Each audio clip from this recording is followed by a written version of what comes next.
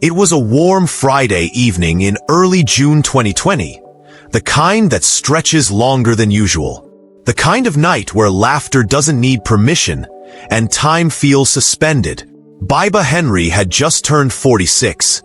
Her younger sister, Nicole Smallman, 27, was right by her side, arranging fairy lights across the tall grass in a wide-open field at Friant Country Park, tucked in the northwest corner of London. They weren't expecting a crowd, just a small gathering of close friends to mark the occasion. People came with bottles, folded blankets, and Bluetooth speakers. The party grew softly into the dark, lit by laughter and lanterns.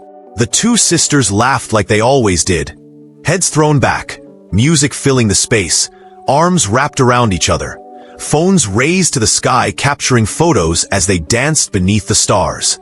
That moment, their final photos, would later become evidence. By morning, they were gone. They didn't get lost. They didn't fall. They didn't run. They were hunted.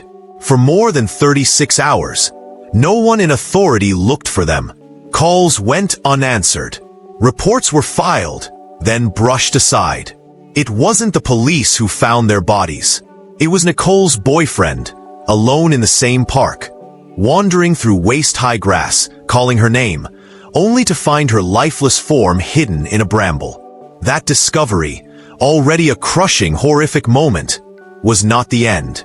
Because as the investigation unfolded, the truth spilled out, piece by piece. A killer with a delusional obsession with demons. A written pact with a supernatural entity, signed in blood. Plans to kill 6 women. And 2 police officers who were supposed to protect the scene, but instead stood over the victims and took selfies smiling. This wasn't a case where the headlines got wrong. This wasn't a murder buried in rumor. This is a story that played out in real time, with real names, real faces, and real consequences. Bibaa and Nicole weren't invisible. They weren't disposable. They were loved, but love wasn't enough to save them. And that's what should haunt us. You're about to hear their story. Not a retelling of events, but a timeline that shattered a family, shook the public, and exposed a justice system that blinked when it should have acted. If you think this could never happen to someone you know, you're already looking the wrong way. Subscribe now, because Bibaa and Nicole deserve more than silence. And if you won't subscribe, at least drop your reason in the comments. Go ahead. Tell the world why their story doesn't deserve to be told. Before the headlines, before the search, before the horror that stole the nation's breath, there were just 2 sisters. Bibaa Henry was the eldest.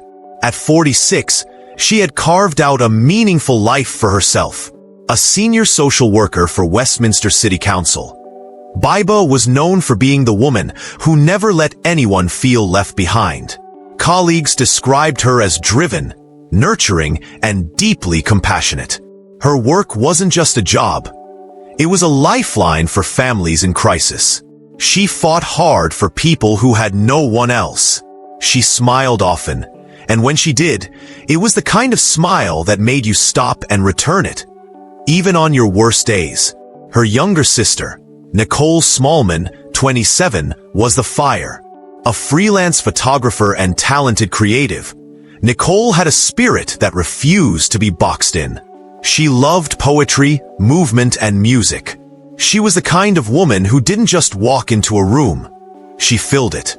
Her Instagram was filled with raw, elegant snapshots, some joyful, some heavy, all real. Nicole was magnetic, with a dry sense of humor and an intense loyalty to the people she loved.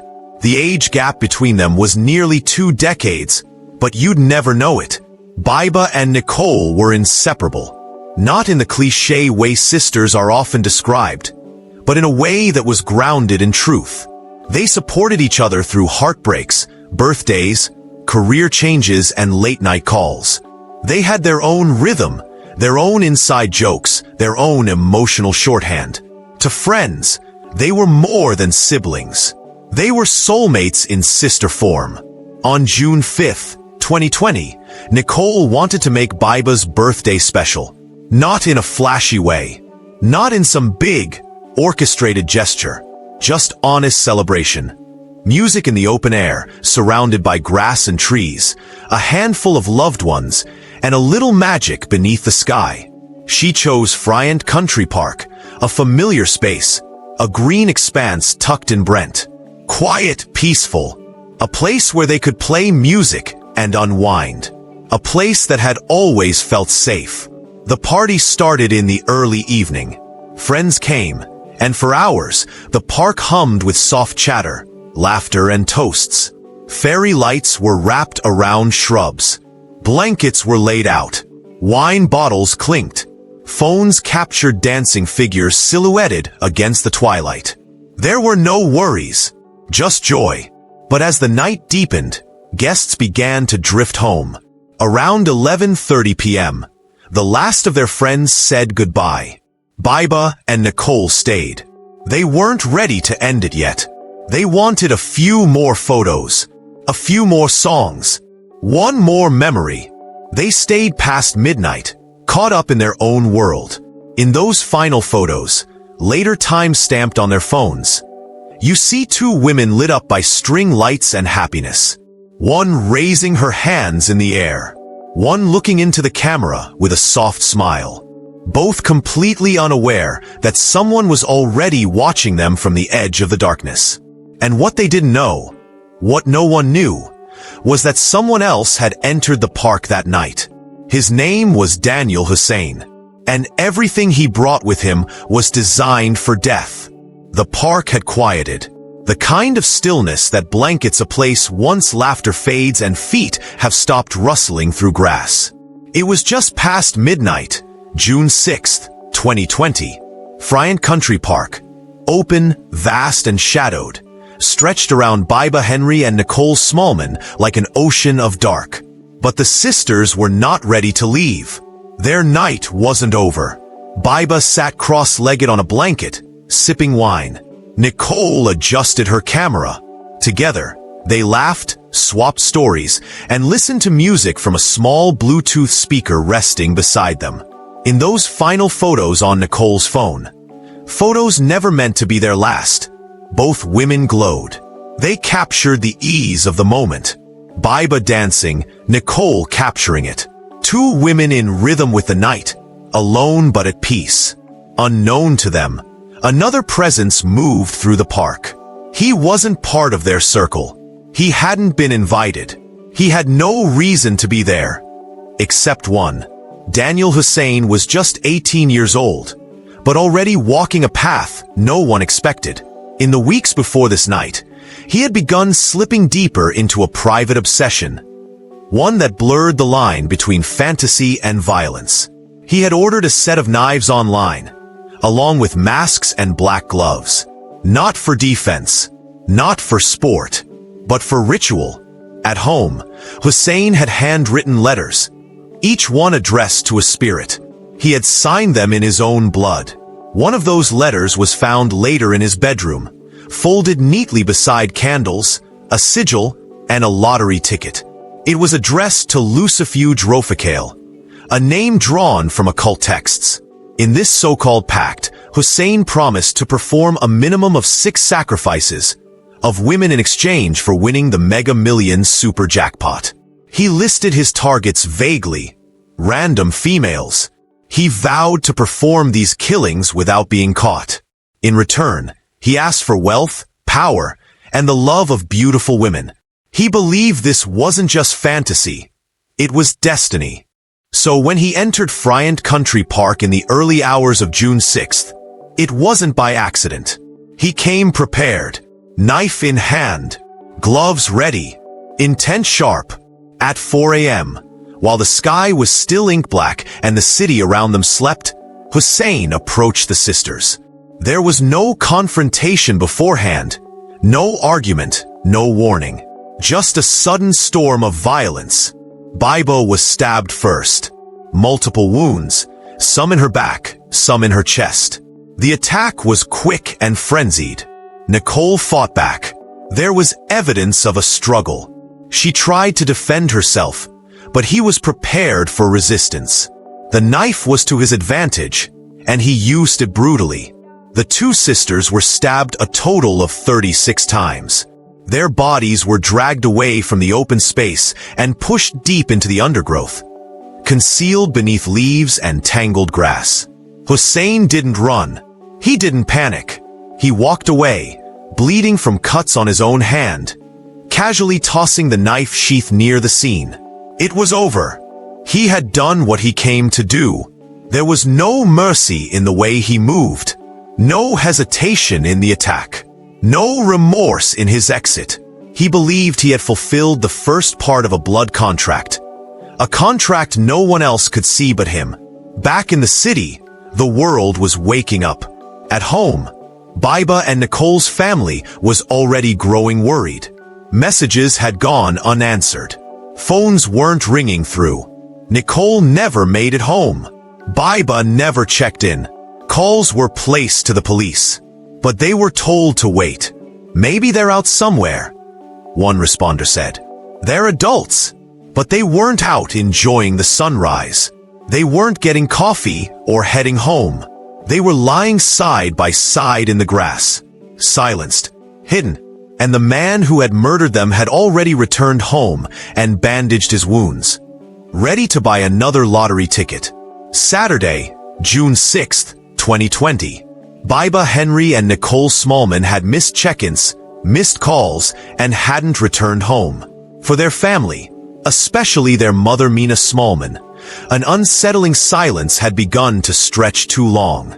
Nicole was known for her spontaneity, but never for disappearing without words. Bibaa was the responsible one, always anchored in accountability. Something wasn't right. Mina called the police. So did other relatives. The reports were made, names given, last known location described. Friant Country Park. A birthday picnic. No one had seen them since early that morning. But the police didn't move. They didn't act with urgency. No search parties were dispatched. There were no coordinated efforts to scan the park. To the authorities, it wasn't yet serious. They were adults, and adults go missing all the time. What the family felt in their gut was not reflected in the system they turned to for help, so they acted on their own. On Sunday, June 7th, Nicole's boyfriend could no longer sit still. Fueled by a deep sense of dread and a haunting intuition, he returned to Friant Country Park. Alone, with nothing but his phone and desperation, he walked into the same field where Nicole and Bibaa had last been seen alive. He retraced their steps, looked for clues, called out their names, again, and again, and again. Then he saw it, something just beyond the path, half concealed beneath foliage. He stepped closer. A foot. He froze. And then he screamed. What he found was something no one should ever have to see. Bibaa and Nicole's bodies, tangled in the undergrowth, left in the same park they had celebrated life just 36 hours earlier. Stab wounds were visible. Their phones and glasses lay nearby. The evidence was everywhere. And still, no police had arrived. No searches had been done. Their discovery did not come from professional efforts. It came from personal pain. Emergency services were finally called. When officers arrived, the park was sealed off. A forensic tent was erected. And just like that, the story erupted. Two sisters found dead in a park, murdered during what was supposed to be a night of joy. The media caught on. Vigils were held. Candles were lit. Images of Bibaa and Nicole began circulating. Bright smiles, arms wrapped around each other. But even then, the respect owed to them was fractured. Because what came next would shake public trust to its core. Two police officers were assigned to guard the crime scene overnight. Their job was simple: protect the integrity of the site, preserve the evidence, and stand in solemn duty. Instead, they took out their phones. Officers Denise Jaffer and Jamie Lewis, members of the Metropolitan Police, stepped over the cordon and photographed the bodies. Not as part of an investigation, not for documentation, but for their own amusement. They shared the images in a WhatsApp group, added mocking captions, send emojis, the same force that ignored the missing person reports, the same force that failed to act, had now desecrated the crime scene. Word got out, and when it didn't come through a press release. It was a whistleblower within the force who finally came forward, unable to stomach the betrayal. An investigation was launched.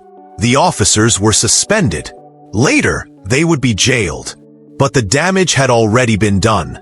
To Mina Smallman, this was not just about her daughters. It was worth. About who gets urgency and who doesn't. About whose pain is believed and whose is pushed aside. She didn't shy away from the truth. She stood on national platforms and said it aloud. Race and class played a role. If her daughters had been white, she believed, they would have been found sooner. They would have been protected better. The country was forced to ask difficult questions, not just about who killed Bibaa and Nicole, but about who failed them before and after that knife was drawn. And all the while, Daniel Hussein was still free, still walking among crowds, still carrying out what he believed was a sacred task, until his blood gave him away. The forensics team combed the crime scene slowly, methodically. Every inch of Bryant Country Park was scanned, photographed, and cataloged. The area where Bibaa and Nicole had been found told a violent story. Bloodied grass, trampled leaves, scattered personal items. And then, something tangible, a discarded knife sheath. Nearby, Nicole's broken glasses. But what led detectives down the right path wasn't just what the killer left behind. It was what he took with him. During the attack, Daniel Hussein had cut his own hand, deeply. His blood was spilled onto the very ground where he left his victims. It soaked into the grass and the objects around it. And with that blood came DNA. Traces collected from the knife sheath and from under Nicole's fingernails were sent to the lab. The results came back fast. A match was made. Hussein was already in the National DNA Database. 2 years earlier, he had been involved in a minor incident that put his profile on file. That entry, so routine, so forgettable at the time, now connected him to double murder. Armed with this match, investigators secured a warrant and descended on his home in Eltham, southeast London. What they found behind his bedroom door unraveled the mystery further and deepened its disturbing nature. Laid out on his desk was a handwritten letter, not addressed to a person, but to an entity. Lucifuge Roficale, a name pulled from medieval grimoires and occult belief systems. The pact was explicit. In exchange for sacrificing 6 women every 6 months, Hussein requested 3 things. To win the Mega Millions super jackpot, to never be suspected of his crimes, and to gain the love of beautiful women. He had signed it with his own blood. Next to the letter were candles, a dagger, and a printed image of a demonic seal. There was also a lottery ticket, purchased days after the killings. He had believed that taking the lives of Bibaa and Nicole had activated the deal. Investigators found more than fantasy. Surveillance footage captured Hussein entering an Asda supermarket just days before the murders, purchasing a set of knives and black gloves with calm precision. His walk was unhurried. He even paused to check prices. To him, this wasn't a spree. It was preparation. He believed he was beginning a campaign. In the interviews that followed his arrest, Hussein remained silent. He refused to answer questions. No confession, no emotion. The evidence was doing all the talking. Police pulled CCTV from Bryant Country Park and surrounding neighborhoods.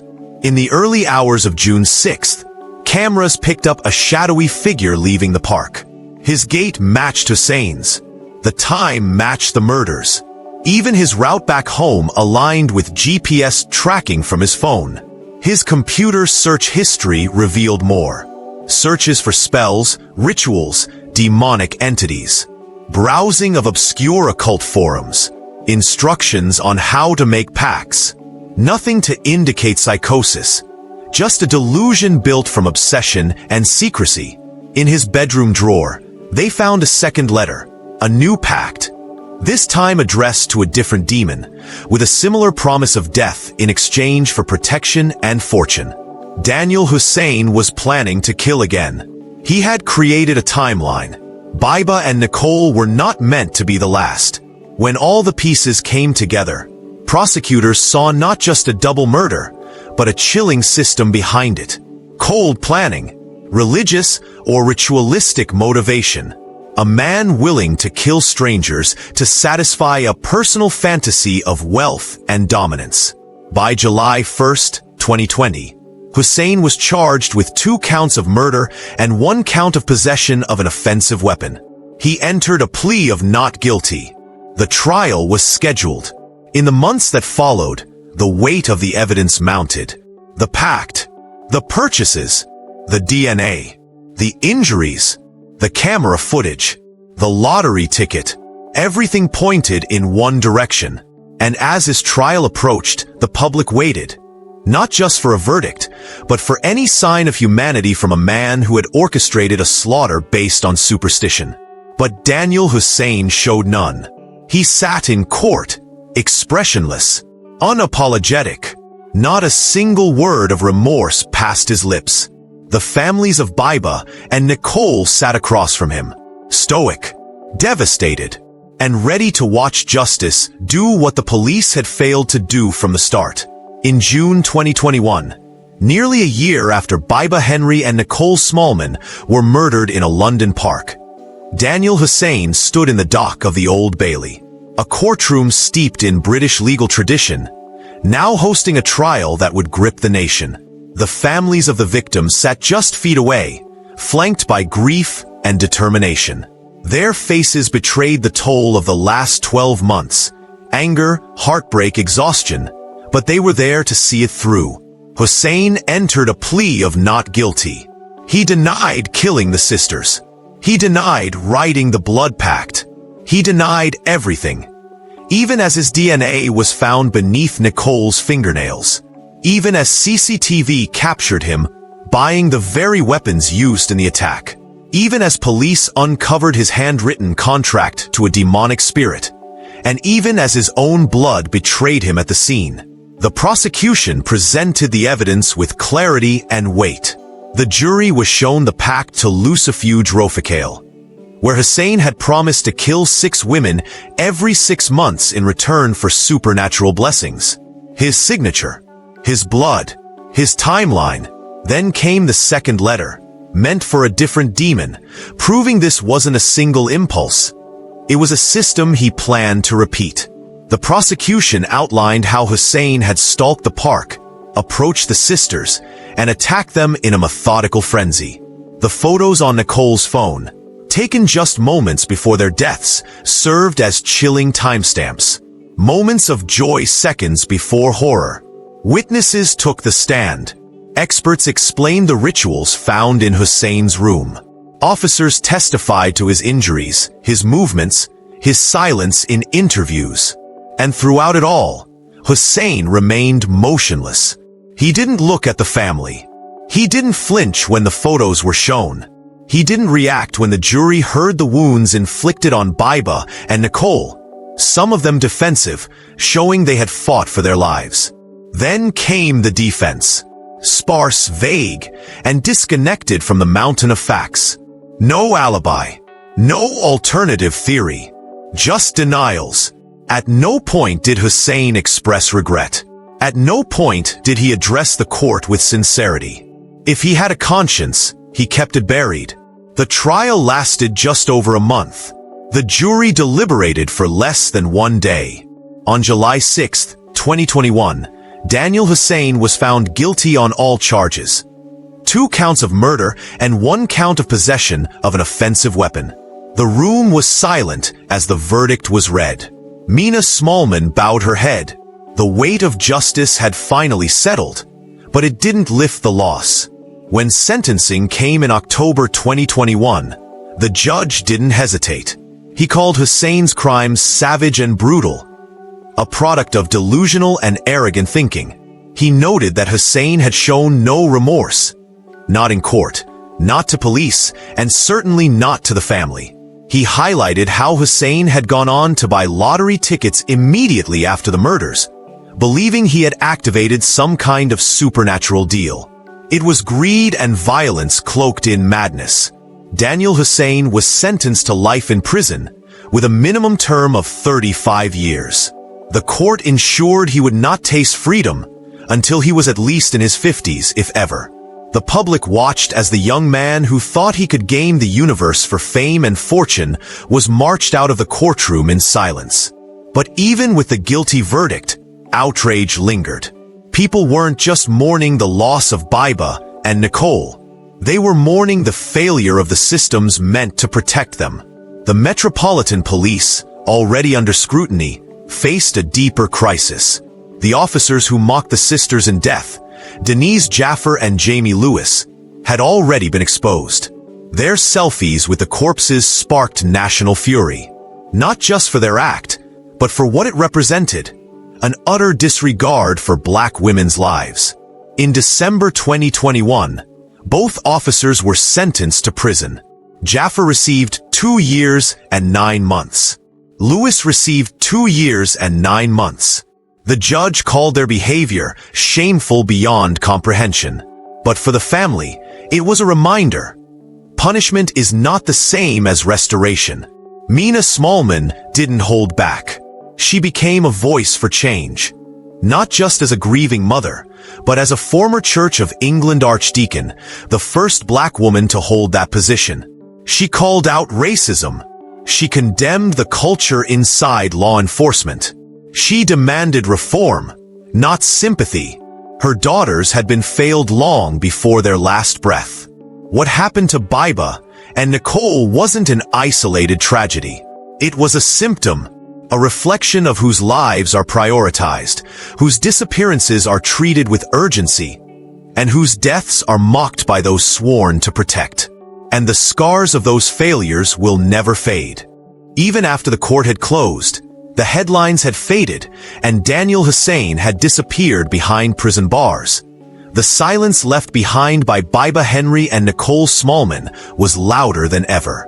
Their absence rippled through every space they once touched. Family gatherings, workspaces, group chats, the quiet comfort of being together as sisters. No sentence could reverse what had been taken. No public apology could rewrite the hours wasted before their bodies were found. And no single verdict could silence the questions that kept clawing at the edges of this case. Why did it take a grieving boyfriend, armed with nothing but determination and a phone, to find the women the police had already been warned about?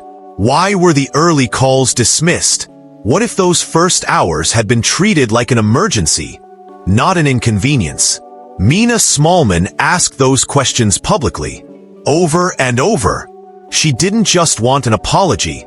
She wanted the institution to explain itself. She wanted policies to change. She wanted accountability not just from 2 officers who took photographs, but from the leadership that cultivated such carelessness. The Independent Office for Police Conduct, IOPC, launched investigations into the handling of the missing persons reports. They found failures, communication errors, delays, attitudes that lacked urgency. But even with that acknowledgement, the deeper problem remained. Why did it take public pressure and media outrage to force a proper response? The deaths of Bibaa and Nicole became more than a crime story. They became a reflection of the uncomfortable realities embedded in parts of British society. That when black women go missing, their cases often don't trigger the same alarms. When families call for help, the volume of their voices seems to be measured by skin tone, social class, and postcode. Their story was no longer just about a killer with a twisted fantasy. It was about the system that didn't care fast enough, act soon enough, or grieve loud enough. And yet, in the shadow of all that loss, something powerful began to emerge. Mina Smallman refused to retreat. She gave interviews not as a broken parent, but as a force of clarity. She addressed church congregations, stood before news cameras, sat in studios, and challenged viewers to see her daughters not as statistics, but as women with laughter, with dreams, with lives that mattered. She spoke their names until others did too. Public vigils were held across London. People lit candles and laid flowers in places Bibaa and Nicole had once loved. Social media flooded with their photos. Not just crime scene reminders, but the images of their joy, dancing, smiling, arms around each other, faces lifted toward the sun. The public saw who they were, not just what happened to them.